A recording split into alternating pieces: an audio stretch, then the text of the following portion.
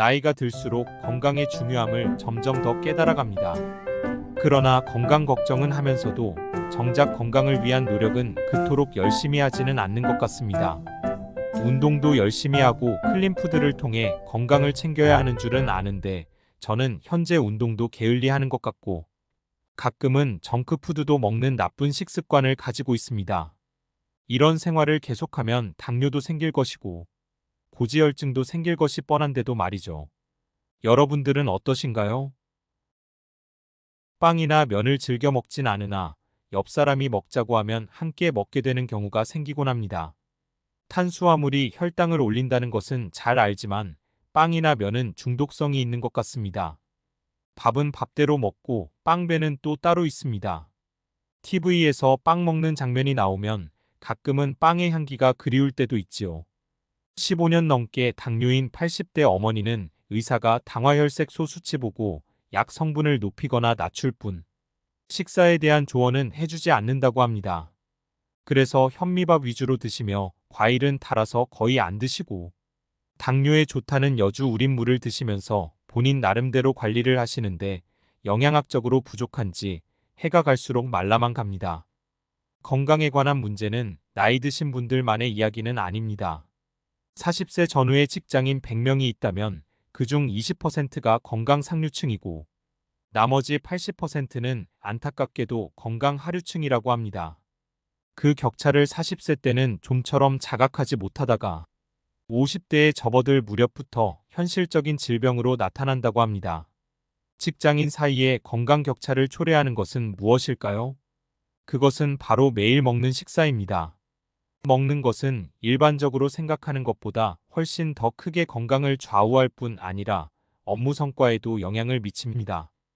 매일 아침 갓 짜낸 오렌지 주스를 마시고 집을 나선다는 30대 남성은 건강에 좋은 일을 하고 있다는 생각에 가슴이 뿌듯할 것입니다. 그런데 그는 그 주스 안에 얼마나 많은 당이 들어있는지 알고 있을까요?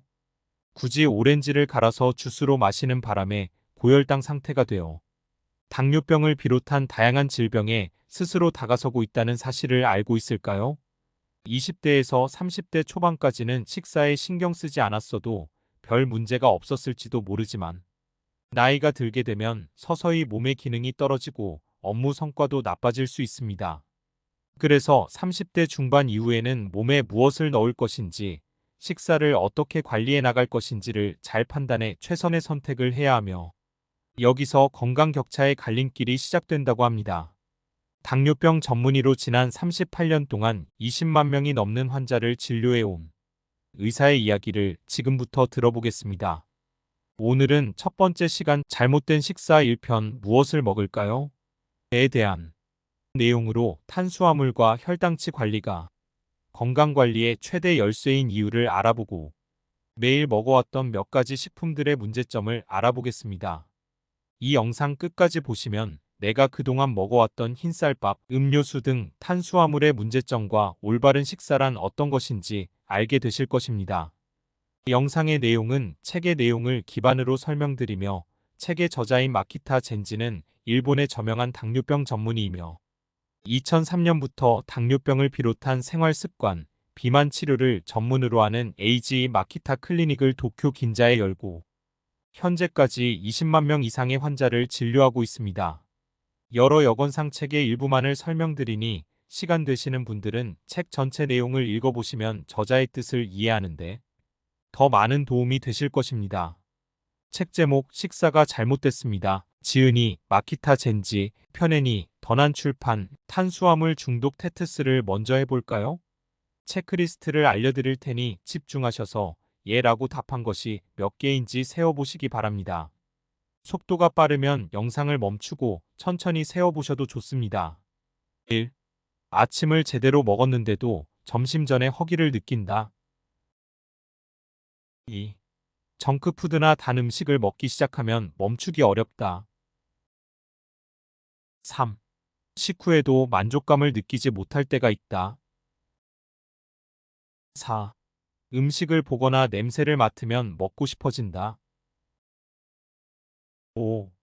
배가 고프지 않은데 야식이 먹고 싶어질 때가 있다. 6.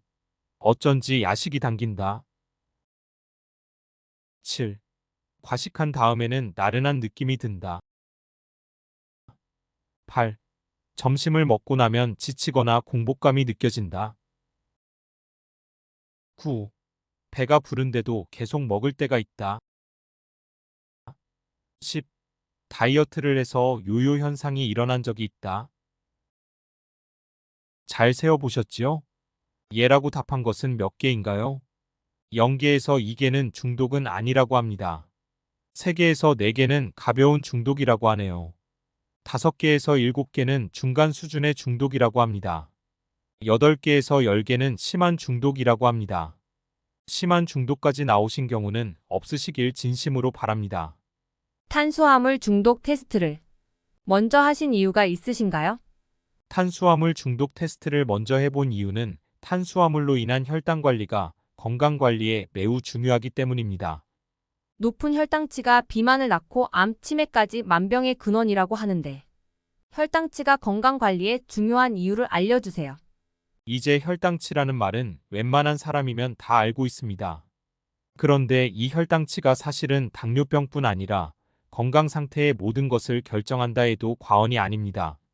혈당치가 높으면 면역력이 떨어지는 데다 몸속에서 최종 당화산물 AGE라는 유해물질이 만들어져 여기저기에서 노화가 진행되며 혈당치가 높으면 혈관과 내장은 물론 피부 등 외모까지 상하게 됩니다. 또 혈당치가 안정되지 않으면 초조감, 졸음, 권태감, 미혹지기, 두통 같은 불쾌한 증상도 생기기도 하니 그야말로 혈당치는 건강관리의 가장 큰 열쇠라고 할 수 있습니다. 우리가 즐겨 마시는 음료수도 혈당을 많이 올리는가요? 혈당치를 올리는 것은 전적으로 탄수화물이며 지방이나 단백질은 혈당치를 올리지 않습니다. 버터로 구운 고기를 잔뜩 먹어도 혈당치는 올라가지 않고 혈당치가 올라가지 않으므로 살 돋지지 않겠죠. 반면에 고작 한 병의 음료수가 혈당치를 급격하게 올리고 비만을 초래해 건강을 해칩니다. 왜 그런가요? 거기에는 다량의 탄수화물이 들어있기 때문입니다. 잘 아시겠지만 탄수화물은 밥이나 빵, 면류, 과일, 케이크나 과자, 청량음료 등 직장인이 평소에 섭취하는 다양한 음식에 들어있습니다. 밥이나 빵 같은 고형 음식은 위에서 소화하는데 시간이 걸리기 때문에 혈당치의 상승 곡선이 완만합니다. 하지만 액체는 순식간에 위를 빠져나가 소장에 이르러 흡수되기 때문에 단숨에 혈당치를 올리게 됩니다.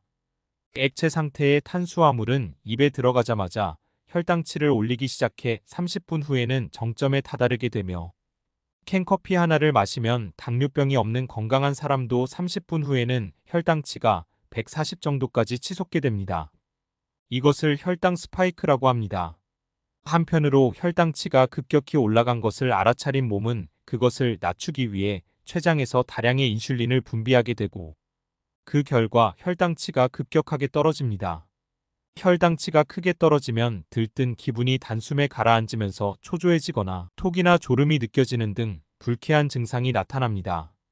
이런 경험 해보신 적 있으실 겁니다. 그러면 다시 그 들뜬 기분을 느끼고 싶다는 듯이 혈당치를 올리는 탄수화물을 원하게 되어 같은 과정을 반복하게 됩니다.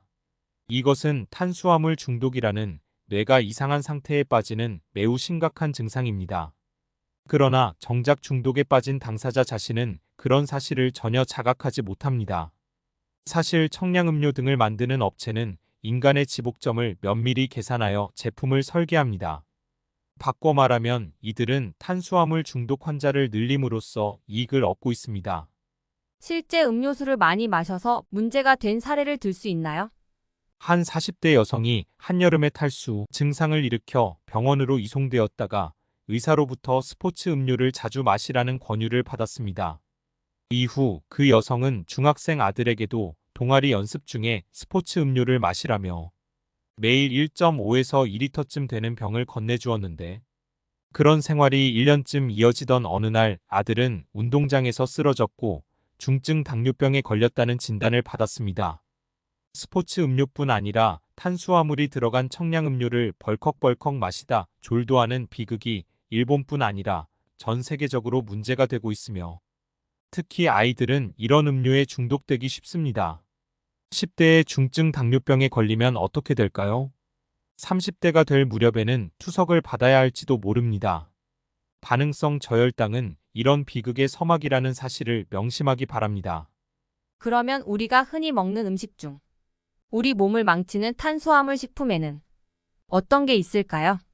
우리 몸을 망치는 5대 탄수화물 식품은 다음과 같습니다. 악성도 1위 캔커피, 청량음료, 주스 등. 악성도 2위 설탕이 든 과자. 악성도 3위 과일. 악성도 4위 흰쌀밥, 흰빵, 우동 등. 악성도 5위 현미, 통밀빵, 감자류. 이처럼 같은 탄수화물도 식품에 따라 악성도가 다르며 그 중에서도 액체는 조금 전 말씀드린 것처럼 최악입니다.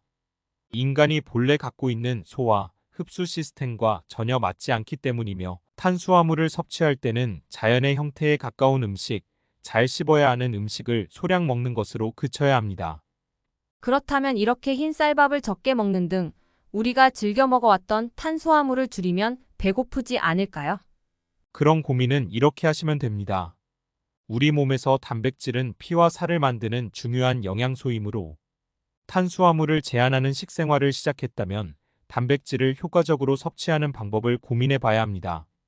기본적으로 육류나 생선, 달걀 같은 동물성 식품은 단백질 덩어리라고 생각하면 됩니다.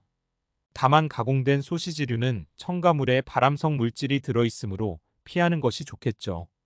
두부 등 콩으로 만든 식품은 적극 권장할 만합니다. 아침 시간 출근 시간에 쫓기는 분들을 위해서 추천해 주실 식품이 있을까요? 과일의 과당은 포도당보다 몸에 쉽게 축적되는 성질이 있어 비만의 원인이 됩니다. 인간의 몸은 가장 먼저 포도당을 에너지원으로 사용하는데 포도당이 충분할 때 과당은 중성지방으로 바뀌어 체내에 축적됩니다. 즉 살이 찌는 것입니다. 그렇더라도 과일은 미네랄과 비타민이 풍부하므로 소량을 즐기는 정도는 괜찮습니다. 귤이라면 과육을 감싸고 있는 하얀 속껍질까지, 사과라면 껍질을 깎지 않고 그대로 먹는 것이 이상적입니다. 식이섬유가 많으면 소화에 시간이 걸리므로 그만큼 혈당치 상승을 막을 수 있습니다. 이것저것 챙겨 먹을 시간이 없는 바쁜 아침에는 키위가 좋습니다. 비타민C가 풍부하게 들어있어 키위만 먹어도 하루치 비타민을 모두 보충할 수 있습니다. 키위는 혈압을 내리는 효과도 기대할 수 있습니다. 항산화 작용이 탁월한 블루베리도 아침 식사로 추천할 만한 과일입니다. 요구르트에 넣어 먹으면 좋습니다.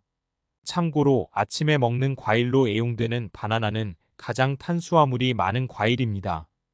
그러므로 바나나는 혈당치를 생각하면 도저히 권할 만한 과일이 아닙니다. 우유가 칼슘도 많고 건강식품으로 알고 있는데 매일 마시면 어떤가요? 일단 우유는 발암성이 의심스럽습니다. 우유에는 유당이라는 탄수화물이 들어있어 그 나름대로 혈당치를 올립니다.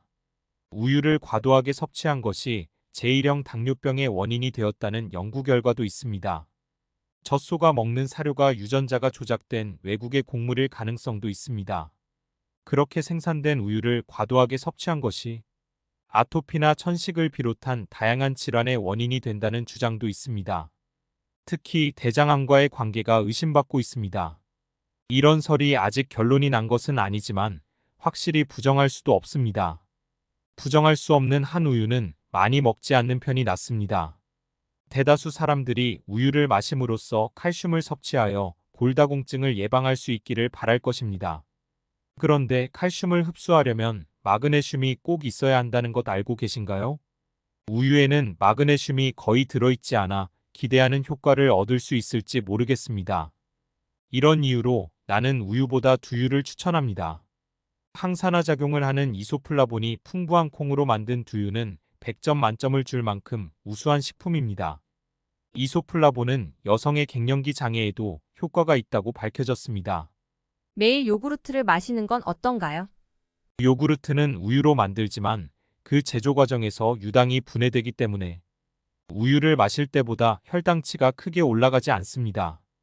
다만 주된 성분이 우유이니만큼 콜레스테롤을 높이는 것으로 밝혀졌습니다. 앞서 말했듯이 식품에서 섭취하는 콜레스테롤은 대수롭지 않은 양이지만 평소에 동맥 경화 등이 신경 쓰인다면 많이 먹지 않는 것이 좋겠죠. 요구르트의 우수한 점은 장내 세균의 균형을 조절해준다는 것이며 한 번에 다량을 먹는 것보다 매일 조금씩 먹는 습관을 들이는 것이 바람직합니다. 어라는 제품이 B라는 사람에게 쾌변과 건강을 안겼다고 해서 C라는 사람에게도 같은 효과를 낸다고 단언할 수는 없습니다. 그 이유는 장내 세균의 분포가 사람마다 다르기 때문입니다.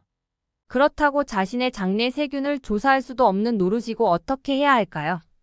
여러 가지 요구르트를 약 2주 정도 마셔보고 뱃속 상태가 좋다고 느낀 제품을 선택하면 됩니다. 달걀도 콜레스테롤이 높다고 안 드시는 분들이 계시는데 알려주세요. 달걀은 콜레스테롤 수치가 높은 사람에게 금기식품으로 여겨져 있죠. 그러나 최근 연구 결과 콜레스테롤은 90%가 간에서 만들어지며 음식에서 얻는 것은 10%에 지나지 않는다는 사실이 밝혀졌습니다. 지금은 미국에서도 달걀을 삼가라는 말은 하지 않습니다. 다시 말하면 간에서 콜레스테롤이 쉽게 만들어지는 체질이 있다는 이야기입니다. 달걀은 영양학적으로 우수한 식품이므로 건강한 사람이라면 하루에 한 개, 콜레스테롤 수치가 높은 사람도 이틀에 한 개꼴로 먹는 것이 좋습니다. 식사 후에 바로 운동하면 좋지 않다고 알고 있는데 운동은 언제 하면 좋은가요? 식후에 바로 운동을 하면 혈당치 상승을 억제할 수 있습니다. 특히 탄수화물이 많은 음식을 먹었을 때는 식후에 바로 운동을 해야 합니다. 예전에는 소화를 위해 식후에는 느긋하게 쉬어야 한다는 것이 정설이었지만 지금은 식후에 바로 운동하는 것이 좋다는 것이 정설입니다. 이때 운동을 하면 올라간 혈당치를 낮추는 것이 아니라 혈당치가 처음부터 올라가지 않도록 하는 역할을 하기 때문입니다. 빠른 걸음으로 걸으면 혈당치 상승을 억제할 수 있으며 20분 정도 걷거나 계단을 오르내림으로써 다리와 허리를 단련하고 다이어트도 하는 것이 현명하겠죠. 우리나라는 저녁에 술자리도 많고 식사를 더 거하게 하는 경우가 많은데 어떻게 먹어야 할까요? 아침이나 점심은 밥이나 빵, 면류 같은 음식을 먹는다 하더라도 저녁에는 되도록 먹지 않도록 합니다. 술자리에 가게 되는 경우는 맥주와 청주는 탄수화물이 많으므로 가급적 피하고 탄수화물이 전혀 들어있지 않은 증류주나 쌉쌀한 맛의 화이트 와인, 폴리페놀이 풍부한 레드와인으로 바꾸어 드시면 됩니다. 육류, 생선, 잎줄기 채소를 사용한 음식이라면 뭐든 먹고 와인이나 증류주를 마시고 밥, 빵, 면류는 남기면 됩니다. 전골 같은 냄비 요리를 먹은 후에 남은 국물로 우동을 먹거나 죽을 끓여 먹는 것도 좋지 않습니다. 냄비 요리는 채소나 두부 같은 재료를 많이 먹을 수 있으므로 추천하지만 탄수화물은 금물입니다. 한 끼 식사량으로 어느 정도가 적당한가요? 미국에서는 히말라야 원숭이를 이용해 장수에 관한 여러 가지 실험을 하고 있습니다. 그 결과 배가 부를 때보다 칼로리를 30% 줄인 기아 상태에 가까울 때 장수 유전자가 활성화된다는 사실이 밝혀졌습니다. 특히 탄수화물은 에너지원으로서 생명 유지에 꼭 필요한 성분입니다. 그래서 되도록 아껴 쓰는 것이 생명체의 기본 구조이며 그것이 조금밖에 들어오지 않는 상황에 처하자 본래 지닌 생명력이 되살아난 것으로 보입니다. 지금까지 거듭 말했듯이 공복에 이것저것 먹는 것은 최악이지만 한편으로 언제나 만복이어서도 안 됩니다. 장수 유전자가 활성화되려면 반드시 배가 70%쯤 찼을 때 식사를 끝내고 혈당치가 기준치 안에서 안정되도록 관리해야 합니다. 오늘은 잘못된 식사 1편으로 탄수화물의 과량 섭취를 피하고 줄일 수 있는 방법에 대해서 이야기했습니다. 다음 두 번째 시간에는 잘못된 식사 2편, 무엇을 먹어야 할까? 의 내용으로 의학적으로 올바른 식사법과 몸에 좋은 음식 10가지를 알려드릴 것입니다. 이 영상을 시청하시는 모든 분들 건강하시길 기원합니다. 다음에도 좋은 영상 만들 수 있는 힘이 되는 구독, 좋아요, 알림 설정 부탁드립니다. 감사합니다.